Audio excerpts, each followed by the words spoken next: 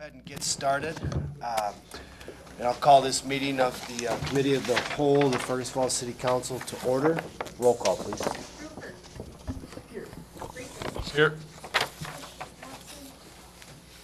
Here. Here. Here. Here. Here. We have a quorum. Tonight we're going to be discussing the Regional Treatment Center campus and get an update on the Phase 1 from Stantec and also a legislative update from Joel, and then we'll have discussion amongst the council of steps moving forward. But first, I guess we'll call on Stantec to give us a update. Phil and Bruce, would you guys like to give us an update on where we stand with the Phase 1? Sure. Good evening, Mr. Mayor and City Council members. Thank you.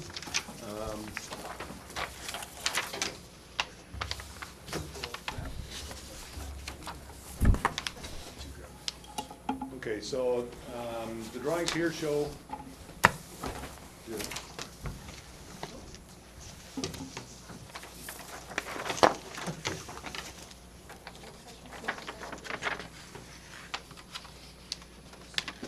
There we go. Phase 1 project as currently out for bids includes removal of the utility tunnels that are shown hatched in, and removal of buildings 2, 11, and 30. Those three buildings are considered non-historically significant to the campus. And that was a little bit of the confusion on our part, and I'll take the blame for not following through with SHPO. I understood incorrectly when we removed Building 32 and the connecting links, which are considered historically significant from the project, and we're only doing non-historically significant buildings, that we didn't have to go through the whole SHPO 30/60/90 review process. They corrected me on that. We did submit drawings to them. We had a conference call with SHPO, talked through the whole project. They sent us a letter.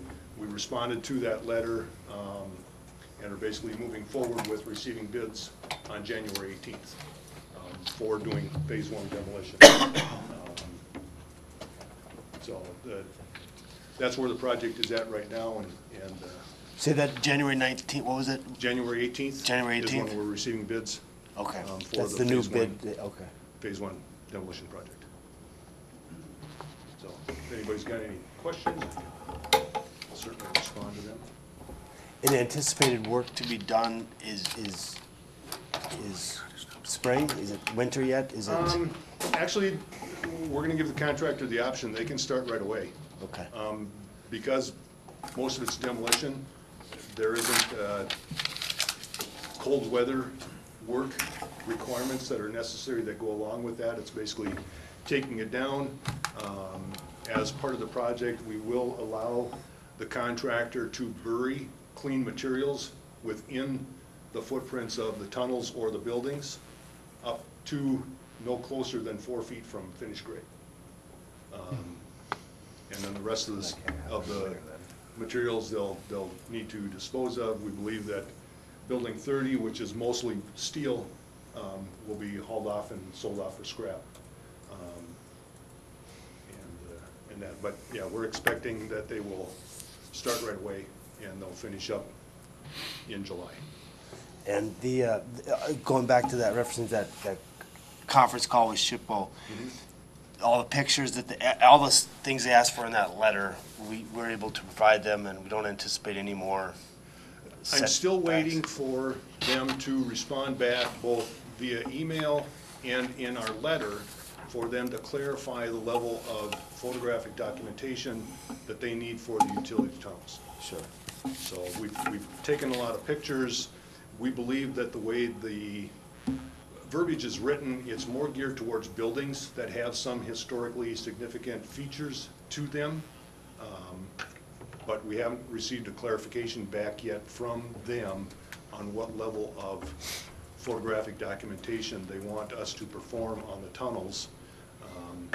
And I did send them an email and indicated, we need this clarification so we can get this work done before we receive bids. Sure. Yes. On the volume of underground space that has to be filled, and you can, Is there some kind of a measurement or time frame where you verify that the compaction and everything, the settling that is going to happen is sufficiently settled to say, yeah, this is done right? Or, you know, because it seems like a lot of underground stuff, and especially with frost or whatever, obviously it'd be, what, later in the year before you can verify that that's going to be Correct. correctly And done? there are requirements in the specifications for an independent testing laboratory to test the compaction. Before it's fully paid off? Before it's Or whatever, yeah. Yeah, as they're backfilling, they can only do it in certain lifts. And then it has to be tested to make sure that it is compacted properly. Because the last thing we want is to fill it in and then a year later it's all settled. So that's included in the project specifications. Are the bricks in there, will they be, you know, ground up, or are they, how are they taking care of those soft bricks that are in the tunnels, lining the tunnels? The tunnels are pretty much all cast-in-place concrete. Okay, so the wicking that we heard about from the bricks, through the bricks, was in what part of the building? In an earlier report, we talked about the wicking, the water coming in. Yeah, Maybe that Brian was knows coming that. in through building 27. Okay, Moisture was coming through the multi-width brick all right. into the building, where there's been, 27 is in the worst condition of any of the buildings, and particularly on the west face of the building, is a lot of the brick has swallowed off, and the moisture's coming through that, Okay. getting into the building, so. Thank But you. the utility tunnels are pretty much all cast-in-place concrete. About the, building 2 will have the most brick of anything, and even that's a fairly small amount of brick. Most of that's precast concrete, exterior veneer. Okay. So,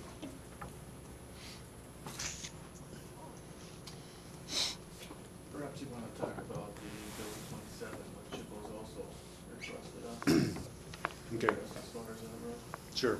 In the conference call that we had with Chippo, one of the items that was included in our mothballing project a little over a year ago was doing a repair to the perimeter flashing on the flat roof on at the third level of building 27.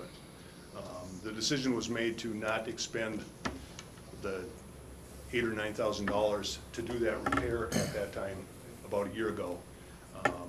Chippo did bring that up as a repair that they thought could do some mitigation towards removing the utility tunnels.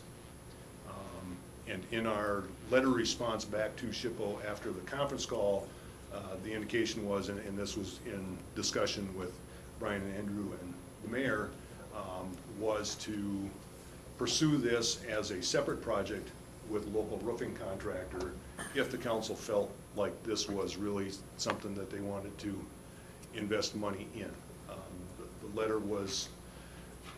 The letter response was not, this is what we will do, this is what we can do. So it's still left up to the city to make that final decision. We haven't committed to doing the repairs to that roof yet. And we were clear on that phone call that the council Absolutely. did not approve that at, whenever it was, a year ago or whenever that was, and that it would be separate from the work order or the. Correct. So it's something. Yep, it's something that. As you said, we can could certainly discuss be pursued, if separate. the city chooses to do it, but again, as we all know, Building 27 is in the poorest condition from an exterior standpoint of any building on the campus right now. Any other questions? Mitigation was the word used? Mitigate the effects of losing the tunnels, basically. Adverse, yeah. I think that's the word they were, Correct. isn't that the, Yes. that would, yeah, lessen the impact. Right. They were, yeah, I'll just leave it at that. I guess that's what Chippo, that's the terms they used. Any other questions for Bruce, for Phil, for anyone regarding Phase 1? There's one in the back there, question. How is taking down building 2 going to affect the front Our current plans are to, where building 2 connects to 1 up the stairs going through the opening in building 1 is to do a temporary infill, provide a single door and wood stairs to that. So it's all done as a temporary under the standards for mothball. Because we don't know what the future of building 1 will be, that isn't where the entrance was on building 1. And so the long-term plans are for building 1, for restoration of that, is to actually restore the historic front entrance and stairs and porch shares. That was part of the building when it was originally built. And then at that time, then that side would be restored back to what it was, which was basically a couple of windows where building 2 currently connects to building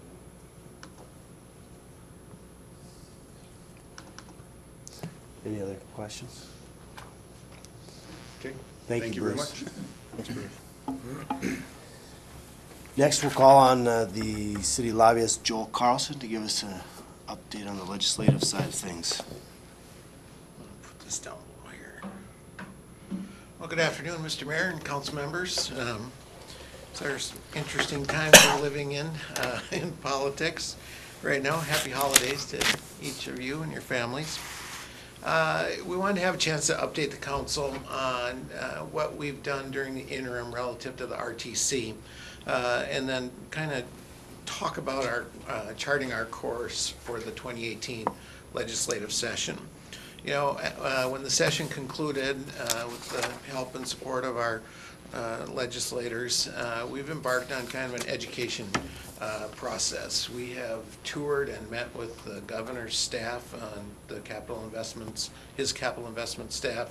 We've toured with capital investment committee members. We've individually met with members. We've met with members of the administration, just to educate them on where the city is headed with this project, and the challenges that we face. And as you heard from Santec, the city at the same time has been busy during that same time pricing out and getting plans laid for your phase 1 decommissioning plan.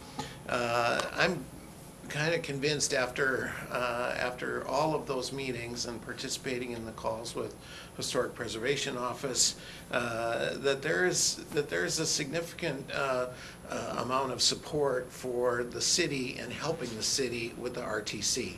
And I base that on comments from legislators who have toured the facility, others that we have met with and talked with.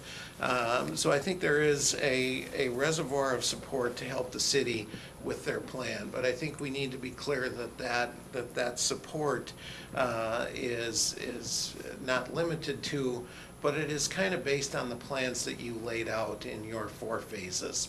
I really don't see and have not detected any particular support for continuing to preserve that large structure for some point down the road that it may be redeveloped for beneficial reuse, as had been everyone's kind of desire at one point.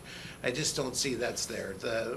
Everyone who comes to that facility is in awe of its grandeur, its size, and its scope, and trying to find a reuse for all of that square footage is, I think, a daunting task. We've told legislators about the 4 major marketing campaigns that you've undergone to try and find internationally and nationally a tenant and a developer for that site, all of which have been futile.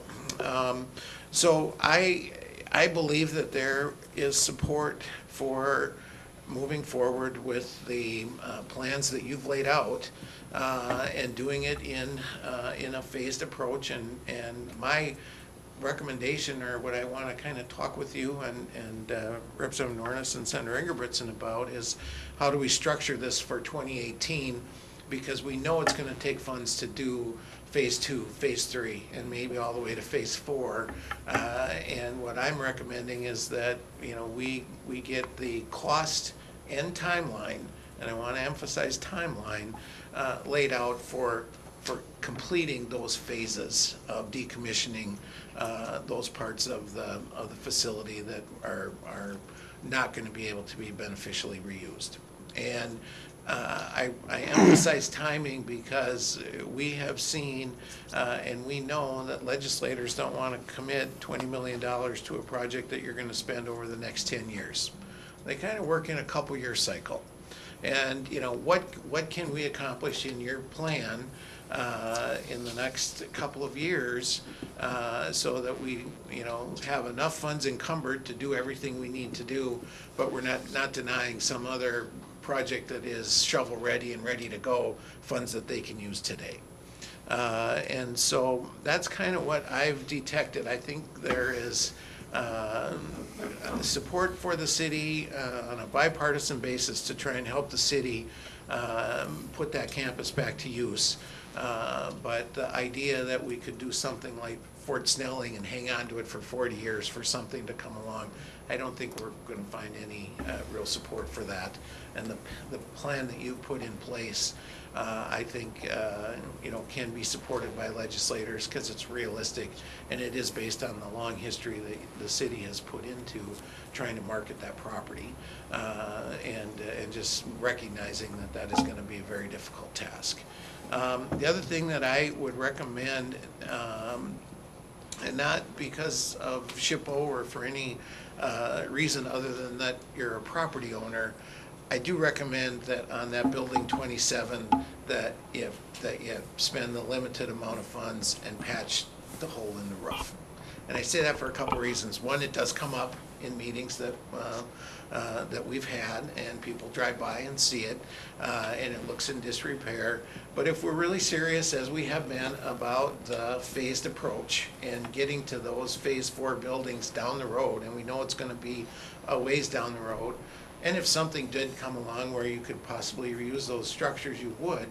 I think just as a property owner, you have an obligation to try and preserve what you can of that building. If it were a $200,000 item, I don't think I would suggest that.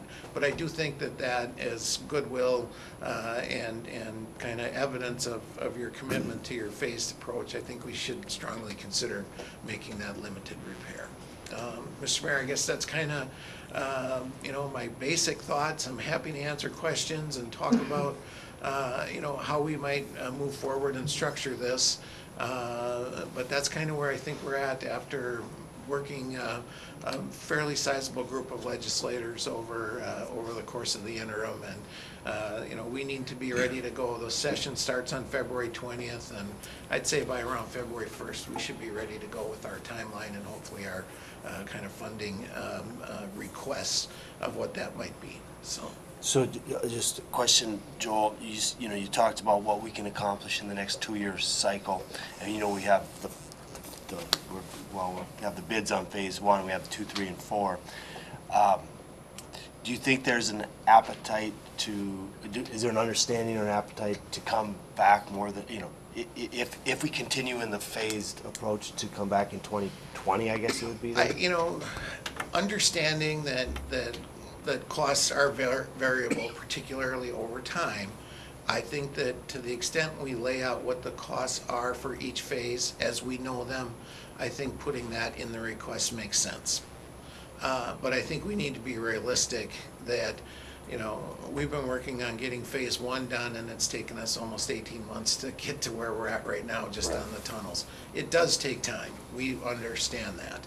And so I think putting that in there, I just want to be realistic because the question is going to get asked of these two gentlemen, how much do you really need right now? What can you spend in the next 2 years to implement your plan? And while the request might be bigger, the amount that Stantec says we can maybe use is only this portion of it. I don't think that forecloses us from coming back to do phase 3, 4, or whatever the next request is. But I think we need to be realistic that we can only run so fast on getting through the phases of your plan, and that's kind of where these gentlemen are gonna have to do their good work to get their committee members to agree to. This is the chunk we're biting off right now, but it's a bigger apple, and we're gonna eat the whole thing eventually. Sure. So, What questions do we have for Joel? Rod? I've just been wondering, in the last 3 months, we've had a positive response on the 5-acre water park up possibly at the RTC. And there's been some other discussions I've had with people about longer-term use in light of our high percentage of seniors here, and certain recent building projects that have garnered support from 55 and older renters coming into Fergus. Maybe a niche market we haven't seen as much. We are a retirement community.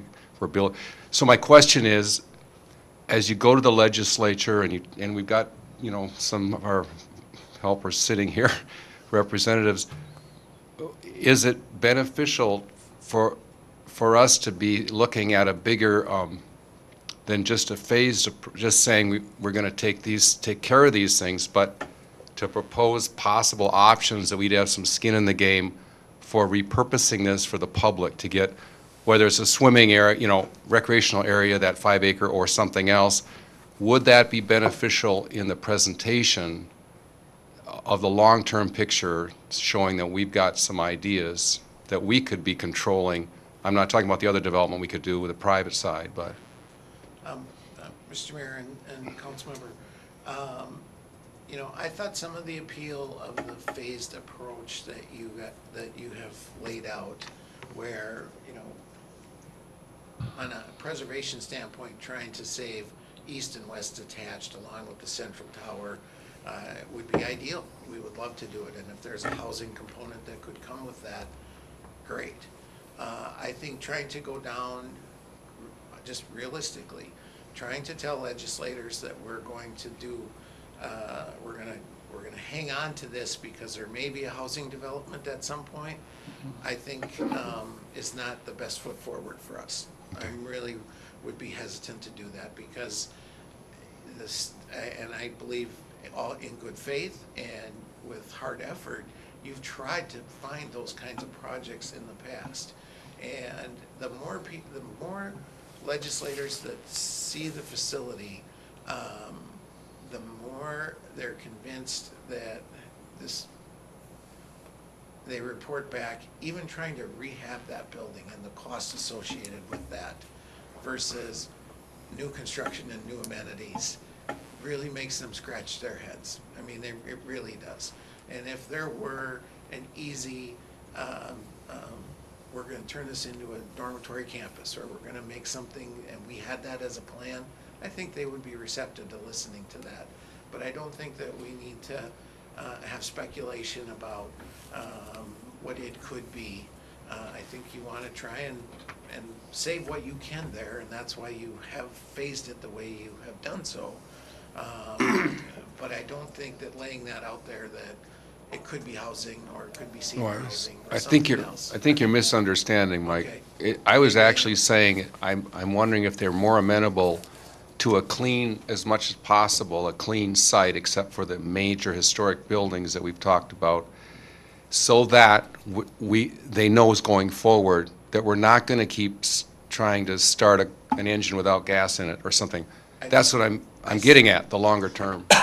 I think the vision of a clean campus from legislators that see it with some historic preservation there is our best foot forward. Yes. Right, and I was only suggesting the others as I thought you meant skin in the one of game. those No, buildings. yeah, I'm sorry. just as, I misunderstood. yeah. Because you already have some nice apartment rehab going on up there with Schlossman. Right. And if there are other things that would contribute to that, you know, whether it's a swimming rec area or other things, a gated community and part of it for retirement, starting from a clean campus. Now I understand where you're going. I thought you were thinking of within those existing structures. No. And so I misunderstood No. your question. Thank you. And I think that idea of, this is how we want to reuse this campus, these are the things that are percolating in our community to beneficially reuse that campus, are positives for us. But we can't do it until we get through what it is we need to do. Darren? Being part of the legislative tour that was up here a few months ago, sitting in on some of those meetings down in St. Paul, I would concur with the appetite for where the legislatures are at, in that our phased approach is really what they're looking at, and I think they've nodded their head to that in some regard, so I would agree with your assessment.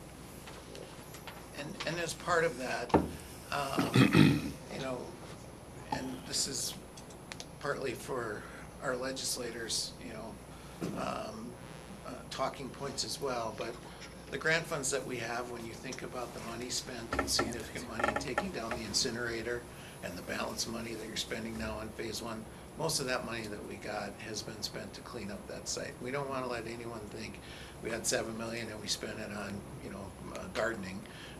You know, you really have been working to get that property as advanced along as you can to a clean site, as the council members suggested. And so that money has not been, we're not putting good money after bad. Anthony? I think, for me personally, I think we need also to demonstrate to, you know, to them that this is about risk management, that we're reducing our risk not only just to the community of Fergus Falls, but obviously to all the taxpayers of the state of Minnesota.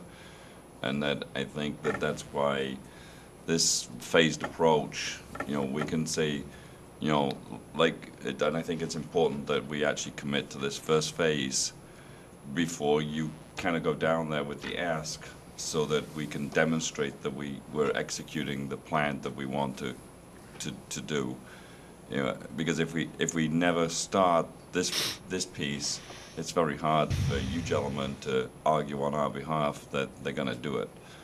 So I think, you know, we have to push that this is about, you know, mitigation of risk by reducing the number of buildings on a time phase, that, you know, each year there's less unknowns, and you know, the buildings that are left, you know, are the less likely to have environmental issues as we go forward too, which is another big issue. I mean, that's what ate a lot of the first, you know, round of money. A lot of that money was spent on environmental cleanup, which was, you know, the left or the right hand of the state kind of attacking the other part. We got a grant fund to clean up what they gave us. Yeah. It's not like Yeah. we build new streets. I mean, Yeah. this is, that's what that money was used for, and we want to emphasize that. I mean, we don't want to have the impression that they're paying for deconstruction twice, or that we've already received funds to do the work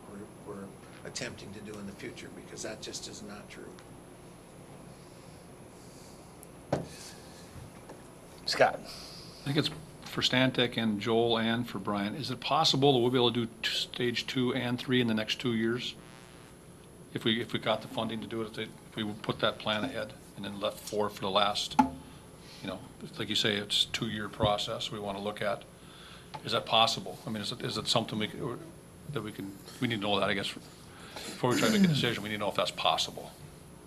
And Mr. Mayor, I'm not going to answer for your engineers, but that's what I think I'm hoping that we have by the time, you know, we have our legislative meeting in January. You know, we'd like to have that kind of laid out. Right. Hopefully around the 1st of February. It would be kind of my timeline to have that. I don't need to put them on the spot now, but we do need to know. And if they say you can only do 2, just let us know that. Yeah, I mean, we need to be upfront about what it is we can accomplish. The first time we decide the timeline, then we can move ahead of what we want. Right? That's. I agree completely. Yeah. But you did say you think it's wise to have numbers on all 3 of those phases I do. in February, which is something we can get by February, right? And quite frankly, as we work with Senator Whitson and Representative Nornis to draft legislation, I would recommend drafting it in phases as well, as we structure the language of the bill. And the reason I say that is I want to be able to say we did 2 and 3, or I want to be able to come back and say this is, you know, this is what we've accomplished so far. But I don't want to walk away from there without having the funds that we need to do everything ultimately that we need without having the chance to come back and get the rest. And it truly does follow the phased approach that the council initiated, that if redevelopment comes forward at any time, that's still an option as we go through the phases. And that's why it was phased in the way it was. So, did someone have a question over here? Rod? Yeah, just one other, I think that it's important for the legislators to know that some of us came into the council with a strong commitment to give all we could to try to redevelop. None of us are interested in, some of the newer council members that came on 3 years ago did not, including myself, did not come in trying to just tear down. We wanted to do our best to try and do whatever we could. And we have done every effort. So I think, to show that there's been a truly valid effort, even in a last-ditch attempt to try to do whatever we can. But honestly, for us to preserve 500,000 square feet, I think Target is a 90,000 square foot building. We've got 90,000 square feet already empty in Fergus. So another 500,000 square feet, cannot be put on the taxpayers, as Anthony said, the risk part. But I just so that they know that we are, all the legislators knows that we have tried our best. And so this isn't like something we want to do, but we can preserve whatever is historically possible, but we cannot be that preservation society for the taxpayers of Fergus. I just don't. Oh, I think you're right, Rod. To add on to that, it's actually, we are going to have to take some parts down in order to save others, quite honestly. Right. Because otherwise, it's just all going to get roped off and fall to the ground, in my opinion. We've got to make a compromise and take care of parts of it in order to save others. And some of what we've learned through those different marketing campaigns are consistent with your phased approach. If there was a standalone building over there that I could maybe do something with, I'll consider it. But if you're gonna connect me with the other 600,000 square feet, I don't know if I'm willing to take on that exposure. And so the phased approach you're doing is consistent with what you've learned from your marketing campaigns as well. And those are talking points we all Sure. know because we've lived it, but I mean, that's really what the message we've been bringing to legislators too.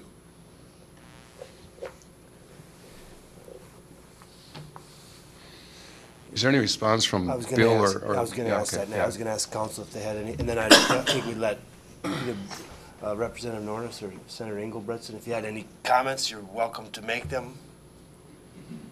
Any thoughts? Not to put you on the spot, but I guess I just did.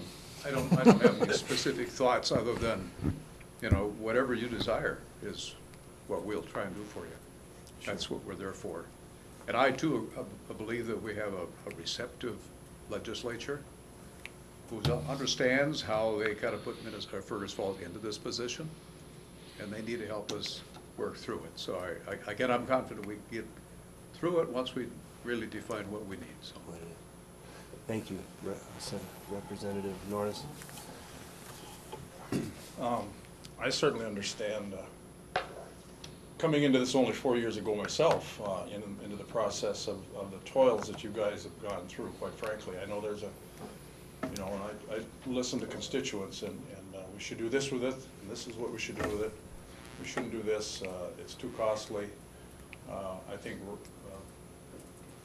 Councilman, you're right. You've done through due diligence of trying to figure out what to do to preserve what you do have. And it's a gorgeous, gorgeous building. I mean, the history that I have with my father as being a sheriff in Kitson County, running people down here, I used to come with him. I remember it from that far back.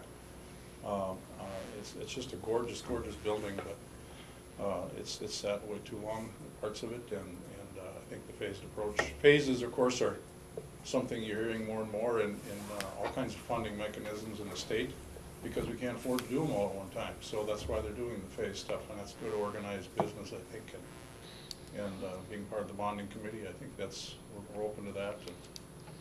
But to keep putting money into something that isn't going to happen, Joel is right. There's not the appetite for that. So, but you guys have done due diligence, I think, at least what I can see in the last 5 years. Thank you, If you have Senator. any questions, give me a call. Thanks. Phil and Bruce, did you guys have any comments on what we've discussed as far as the timing of the? Yeah, thank you, Mayor. I'm Phil Caswell with Stantec, and to your point, I guess I just want to make maybe a point and a half. One of them, the main point is, when the city obtained this property about 10 years ago roughly, and the grant money to address the property from the state, that grant money had stipulations and had restrictions on it. Unfortunately, what that did, though, given its historic significance, is put the city really in an untenable position where you could only spend the money to either demolish it and not improve it, and yet the state is also saying you can't demolish it because it's historic. So where does that leave you? So the intent so far has been to take care of what was considered non-contributory, to try to move it along and make it more accessible and desirable to a developer. The other half point being that this phase 1 demolition really is intended to have a very light touch on the contributory elements.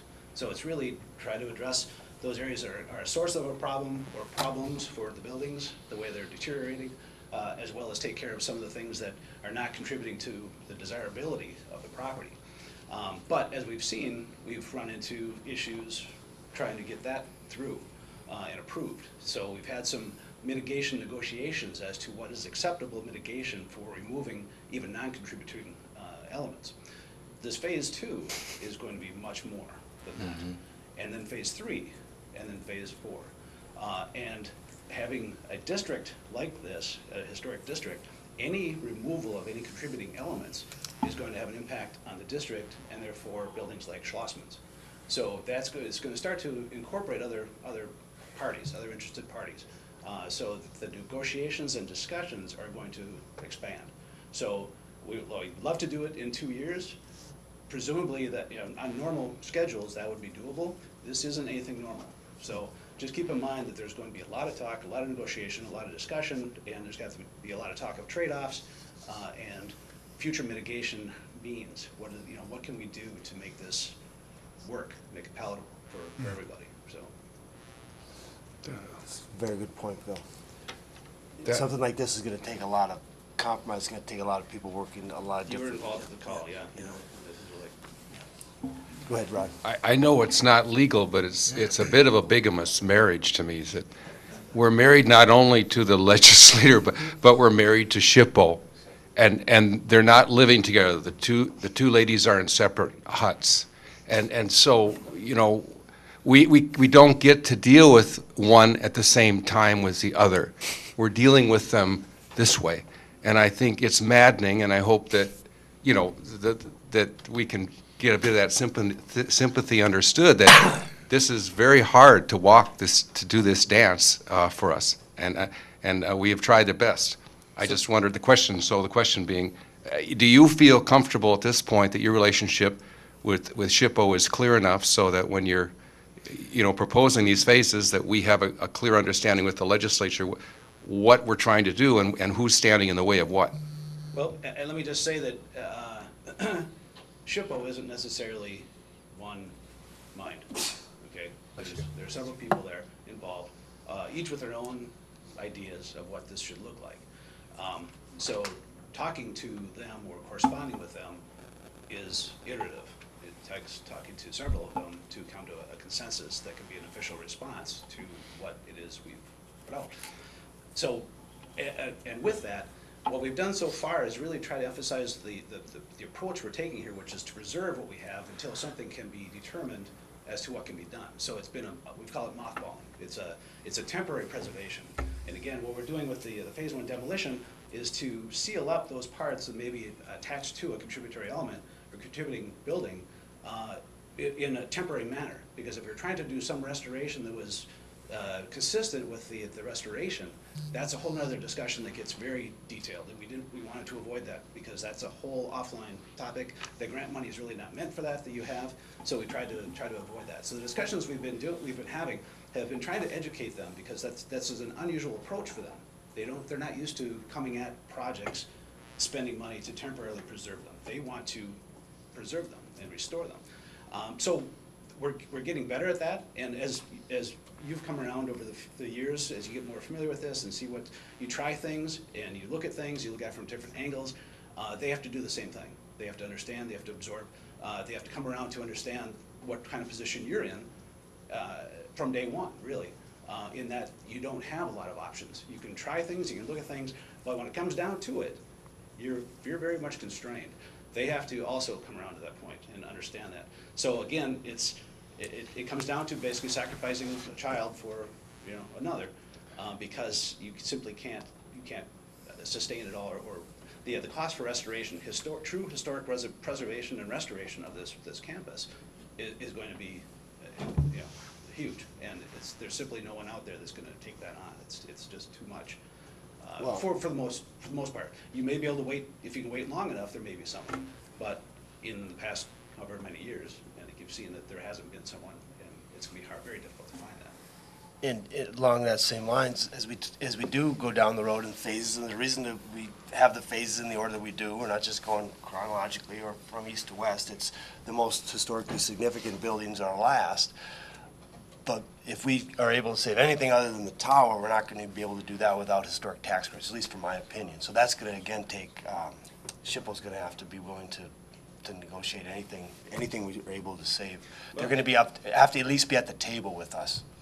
Yeah, and just to that point, it may come down to the historic tax credits. We don't know where that's going to go, but it may end up being a special consideration from the legislature as opposed to the kind of the typical approach. So this is a special condition, social situation, and we require a little more creative funding to make it happen the way people want, because it's the only one in the state like this. This is unique. Yeah, who signs the check? What's that? That's who we're gonna listen to. Thank you. Thank you. Excuse me. Thank you, Phil. Any other thoughts? Well, just a specific point is that I see we could get approval from the legislature to go forward, as Councilman Rachels has mentioned, with phases 2 and 3 in a shorter amount of time, in 2 years, whatever, and still get hung on these 30, 60, 90-day with the SHPO, as we saw on, and that's what I'm addressing. I'm addressing that we can't do this if we have to please two different mistresses here. We have to be able to have a clear voice on both the timetable and the funding. And I'm just wanting it heard. Since we've got everybody here, we have to know what's at stake, because when this drags on, it costs us money. And if it's our will and you want to work, and I know they want to do what, as Bud said, what we want, but we must be able to do it also in a reasonable time, or that's going to cost the taxpayers of Fergus, back to Anthony's point, that's going to cost them money. It's going to cost us money to preserve it. So hopefully we can cut through that Gordian knot, whatever you want to call it, and go to a monogamous marriage here instead of whatever. As long as they're living in the same house, then it's okay, right? Anthony, go ahead. Yeah, I'm not going to go and live with Rod, just out of interest. So, but I wonder if is it possible to get something in the language, when the bond is written, that would kind of state, that, there can't be unreasonable withholding by other agencies, that, because doesn't the legislator control SHPO? I mean, aren't you the boss, as it were? I'll step in. Well, yeah. I'll take the heat off of them for this one. Being fair to everyone, the legislature, SHPO, and their responsibilities. You have to remember, part of it, as you know, we're on the National Historic Register. So there are federal laws that they just can't maneuver around as quickly as we may like. And we're sympathetic to that, and we know there's timing there. So the legislature's not going to be able to pass a provision that says ignore what the federal law of Historic Preservation Act is. SHPO, ignore what you're supposed to do. But they clearly got the word last session that they wanted greater cooperation out of that agency. They are transferring the oversight of that agency to DEED effective March 1st, an action of the legislature to help that organization become more consumer friendly as it relates to not just our community, but communities across the state that want to move forward with things in a more timely fashion, and that's why that change was being made. So the legislature has stepped in and nudged them towards greater efficiency, but they're not going to be able to say, ignore what the rules are. Just work with the rules and do it timely. Yeah, if I could ask a question? Yeah, go ahead. With all the discussion today, it sounds like, the timeline approach and the cost estimates make sense. Under the current language with the dollars, there was always a timeline on when they needed to be spent. And from talking with, with Stantec tonight, it sounds like, there's some unknowns on that timeline. And I understand that legislation doesn't necessarily want to have an open checkbook for that facility for all the rest 3 phases. How does, to Anthony's question about language in there, if we were to try to do phase 2 and 3, would there be a set timeline on those funds, whatever funds would be available? And if we weren't able to work through that with the agencies involved, I mean, would we be stuck on a timeline, or is there a way to kind of be flexible with that? One of the things that I've learned, maybe with the city's help or at the city's expense, I'm not sure. But the magic language that we need to put is that these funds are available until spent. That is the language that we need in our legislation. We had a specific timeline on that grant money, and in which we don't now. There isn't a timeline on it now. So the key for us is to make sure that the language says this appropriation is available until spent. Okay. So that's what we need. Thank you.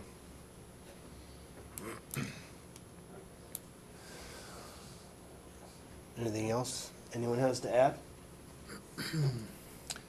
Bruce? In our conversation with SHPO in the conference call, one of their recommendations was, as we move forward, to bring an architectural historian onto our team to document the historic significance of each of the buildings as it relates to all the rest of the campus, as we move forward with this phased decommissioning project. And Rolf Anderson, who's been involved in redefining the district, has the most knowledge of the campus, would be the person that we would select to bring in to fulfill this position and provide this level of information and documentation to assist in developing the EAWs that will be required for each phase in order for us to move these projects forward. And I think about the only way that we're going to be able to do this is we're going to have to put all of our cards on the table with SHPO right from the get-go and indicate that the ultimate development, if we don't get developers who are interested in taking pieces of the building as we move through phase 2 to reduce the campus footprint and then move into phase 3, that the ultimate goal is building 1 is all that is left standing. In order for them to understand where we're coming from, with having worked through this for 10 plus years and trying to find repurposing for the campus, I think we need to be upfront with SHPO and say, this is where it's going, because we just can't continue to sustain the campus. And Councilmember Spitall put it right. There's a level of risk that goes along with trying to keep the campus there. And the Cindy's putting out a fair amount of money in just supervising and maintaining the building and responding to calls when there's break-ins and doing all that stuff. So that would be our plan for moving forward, would be to make sure that SHPO is aware of all 4 phases are on the table, and we move into phase 2 right away, with phase 3 basically following right behind it, just to get it through all of their review processes and keep it moving forward. That's a question. It's phases 2 and 3, we've talked a lot about 2 and 3 together. Are those phases, conceivably, could they be done simultaneously? Mm-hmm. There's no reason that they couldn't, right? Correct. Right. Yep. Thanks, Bruce. We do Right. have a professional services agreement from Stantec on phase 2, so we more than likely have to amend it and see if we want to amend adding the architectural historian as well to that agreement, just so you're aware. Is that, And that goes beyond simply, we talked about an architectural historian a couple of times, but they wanted the architectural historian most recently simply to document what was there, correct? Not for any end result for the city, not because we're gonna hopefully get, not for the hope that we get tax credits at the end, just simply to document the buildings regardless of what happened, correct? To that point, didn't we have wasn't there a concern that no historian would actually come and put their name on the project because if it wasn't nationally registered and they were an architectural historian, that it would like adversely affect their dossier? I don't think so. That Ralph, Their we discussion. spoke with him, he gave us a quote of, I think it was $1,000 for phase 1, and we decided, I think it was a consent of the council that we weren't gonna go with an architectural historian in phase 1, because we were going forward with phase 1 regardless of what, I think that was if I remember correctly, that's what the council's, but we did recognize phases 2 and 3 get into different territory with historical significance. And like you say, just navigating all the different waters in the agencies, it's probably a good idea to try to work with people if we actually want to get this done. It would seem to me. And, Mr. Mayor and members, I attended those meetings as well. And, you know, I'd like to, kind of like the roof, I'd kind of like to view that as it benefits the city, because it gives us the confidence that what we're doing makes sense. And they recommended that we have this architectural historian to tell us, not to change our plan, but as we move through our plans, how to make that work within the framework of the Historic Preservation Act. And if there is such a person that has that expertise, I don't want to spend $500,000 on it, but I mean, if the cost is reasonable, I think that that's good for you to do for your own benefit and the community's benefit, so that you know what you're doing is being done within within the act. And I think in that regard, to benefit the city, not to benefit SHPO, but to benefit the city, I think that expenditure makes sense. And while they have recommended it, that's one reason to do it, but I think it benefits the city in that, as we move forward, because there's some significant steps, hurdles that we have to go through in the next 2 years, and having expertise, I think, is helpful to speak that language, which I don't. Thanks, Joe. And Representative Nornis and Senator Ingebrigtsen had a community meeting in Perham, and so they had to bail out, so they had to get out of here, so. You're on. At what point then are we going to define a timeline of what we're going to ask these guys to do? Well, it seemed to me that, and Andrew, maybe you want to jump in here, but it would seem to be our first meeting in January. We should have a committee of the whole meeting to come to, it may take more than one meeting, but to come to to formulate a request, and then the legislative committee in 2018 will implement that request. That would seem to me, but Andrew, did you have? Yeah, I was just gonna say that we'll get to work on formulating the timeline and the cost, working with Stantec and also keeping Joel in the loop. But, between now and the next meeting on January 2nd, it's gonna be tough with schedules to coordinate anything. So maybe targeting that second meeting in January would be better for all of us, but the work will commence right away. So we'll have the numbers, and then it's just a matter of the council will say, this is what we want to ask the legislature for in 2018, and then we work with, as a legislative committee, work with our lobbyists to implement that plan. It would seem to me. I don't know whether we need the financial numbers to define the timeline. I mean, because the financial numbers will be what the financial numbers are.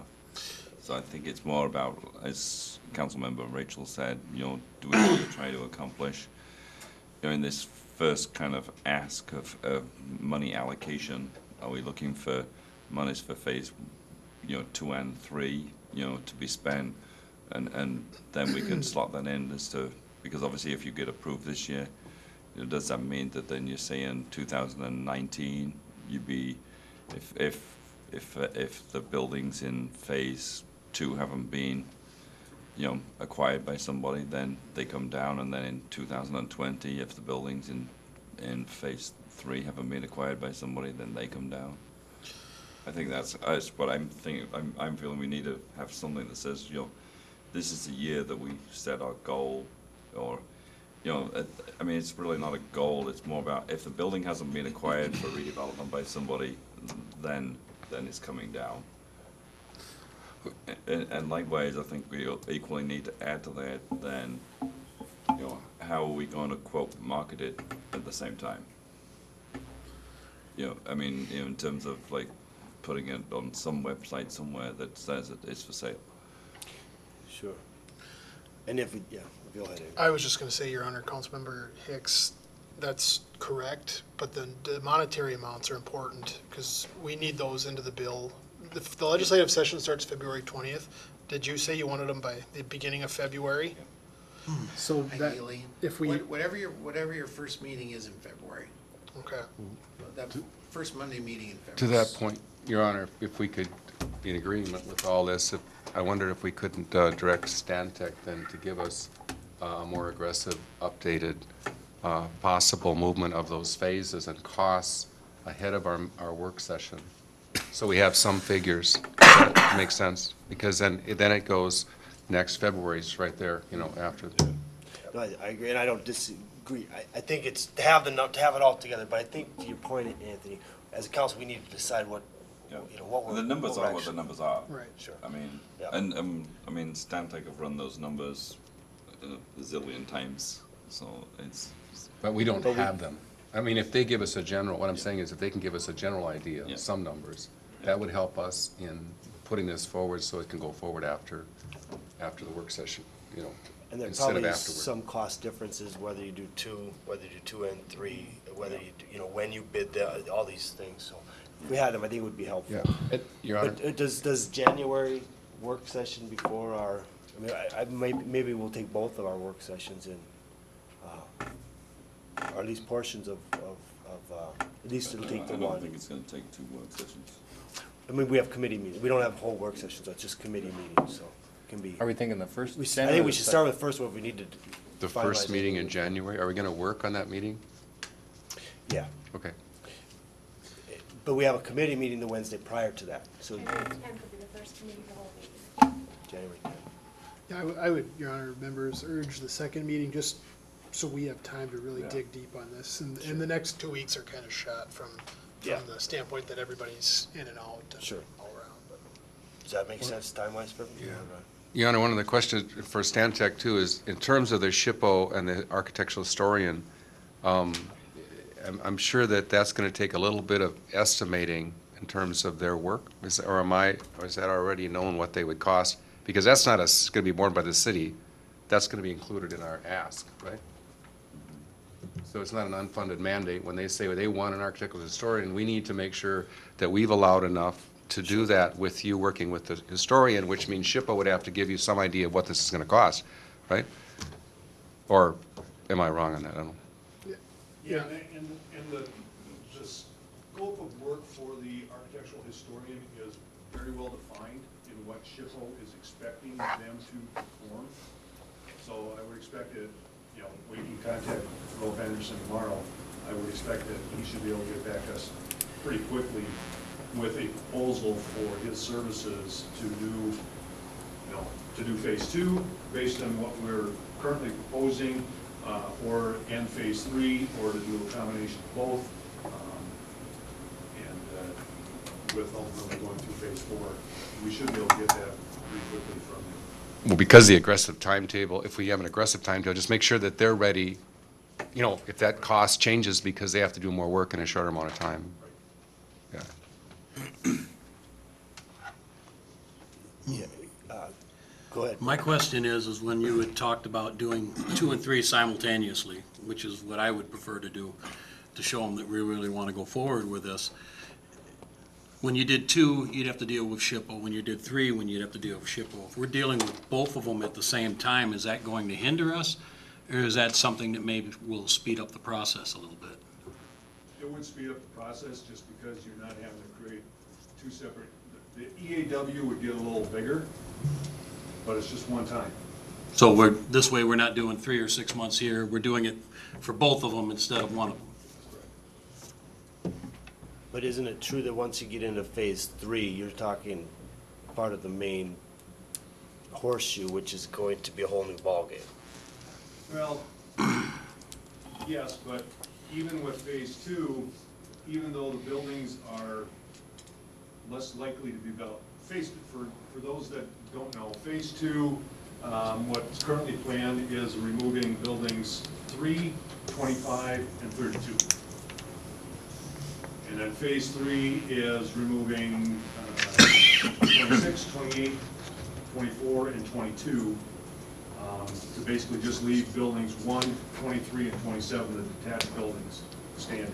And then phase 4 would remove buildings 23 and 27. Your Honor, and the way we have it right now, Bruce, phase 2 includes the connector links as well between the Yep, detached, you're and right. so we would be hitting that main structure in phase 2 and Yep. opening that can of worms, so to speak.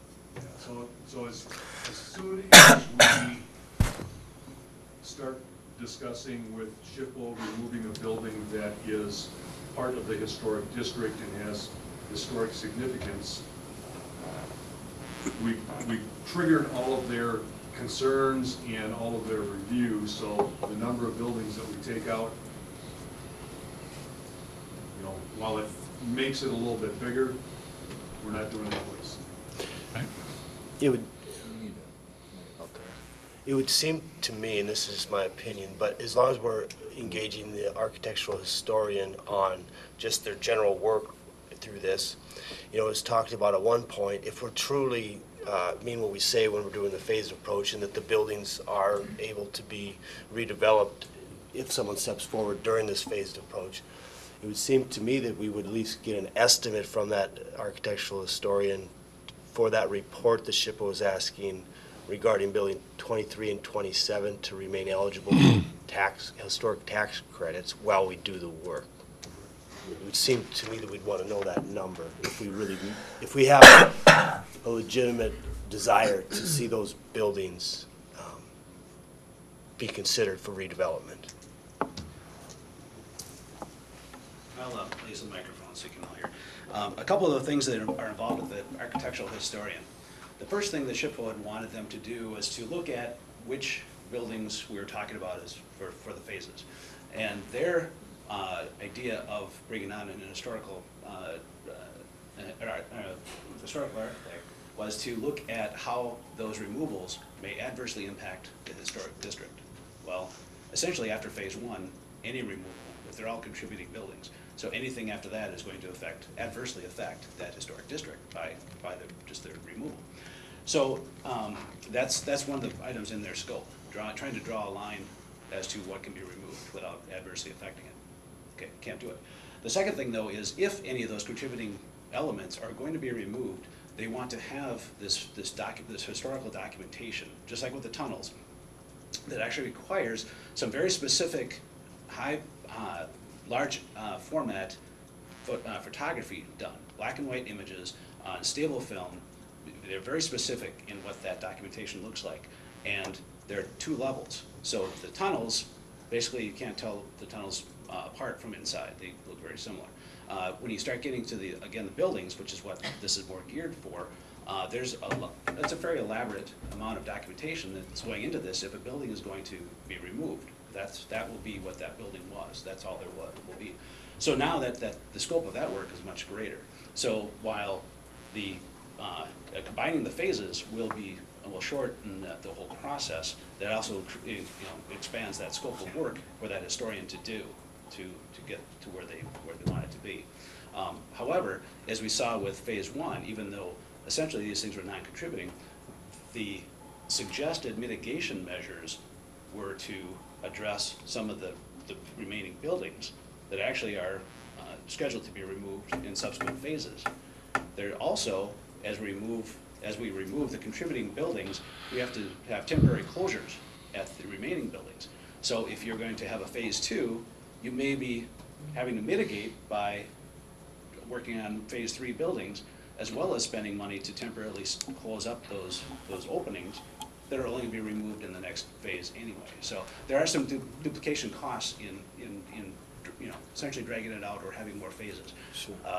apart from the whole negotiation as to what is adversely impacted, how might the mitigation look, things like that. So, you know, it's a large process for each time you go into dip in the well. So it's important thing to keep in mind. Right. Regarding that, Your Honor, and, Your Honor, that the assurance that Mr. Schlossman will not be compromised in his tax credits with this changing in the historic district seems to be a point that we need to have some kind of clarification on as we go into talking about this in January. And I don't know how we approach that, whether it's through the architectural historian or the legal side, but knowing where we're going a little bit here, to me, is important, because we want Mr. Schlossman, with the wonderful work he's done, you know, not to be compromised in any way. At the same time, the taxpayers deserve to be protected, and we need to have to go forward with our plans.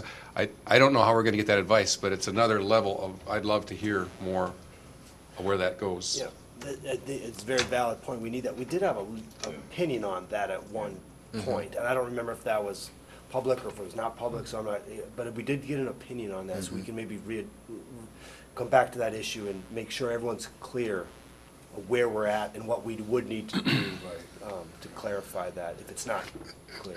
Again, I don't remember if that was in a closed or open meeting, so I don't want to.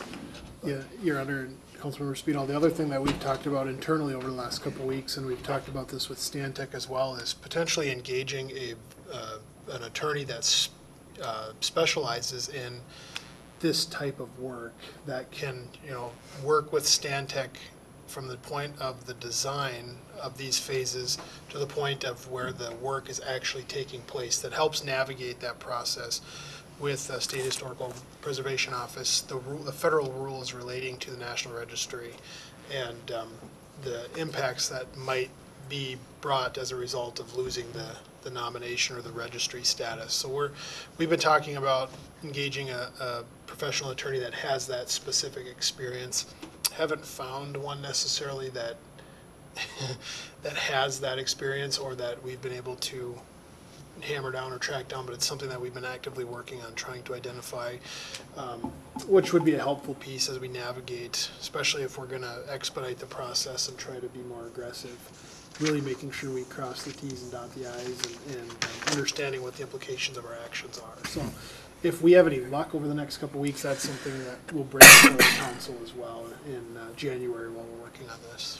Well, I would hate to have us do our ask, I mean, including the architectural historian in the ask, but also making sure we cover the costs associated so that it doesn't come back and the citizens end up paying for legal fees on this. We haven't foreseen. I'm just trying to lay everything out there to cover the taxpayers' side, but. Yeah, Scott. Wouldn't SHPO cover Schlossman? I mean, aren't they the ones that kind of watch out for him too when they're doing this process, because they're the ones that give him the tax credits in the first place? Yes and no. So they're involved with it, and they'll have an opinion about it, but they typically react to whatever the proposal is. So you would come forth with your proposal for the phased removal or whatever is being done.